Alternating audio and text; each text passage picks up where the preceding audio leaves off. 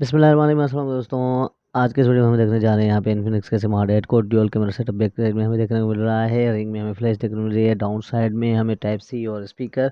इसके अलावा साइड में हमें फिंगरप्रिंट और वॉल्यूम रोकर्स। दूसरी साइड सिम स्लॉट हमें देखने को मिल रही है। 6.6 इंच का डिस्प्ले 90 हर्ट्ज के रिफ्रेश रेट के साथ ही हमें देखने को मिलेगा। इसके अलावा इसका फ्रंट कैमरा पंच होल में हमें देखने को मिल रहा है। और यहाँ पे इसके अदर स्पेक्स को देखें तो यहाँ पे मैं आपको दिखाता हूँ कि 3+3 GB की रैम हमें देखने को मिल रही है, 64 GB की मेमोरी है, एंड्रॉयड 13 है। इसके अलावा फ्रंट बैक साइड में हमें जो कैमरा डुअल कैमरा सेटअप है 13 मेगापिक्सल का देखने को मिलेगा। फ्रंट में हमें 8 मेगापिक्सल कैमरा मिलेगा, 5000 mAh की इसकी बैटरी है। और इसके अलावा यहाँ पे दोस्तों इस सेंसर की जो है दोस्तों प्राइस की बात करें तो 24,000 में ये हेडसेट आपको मार्केट में बिल्कुल ही आसानी से मिल जाएगा। दोस्तों बस यही था आज का हमारा वीडियो। अल्लाह हाफिज़।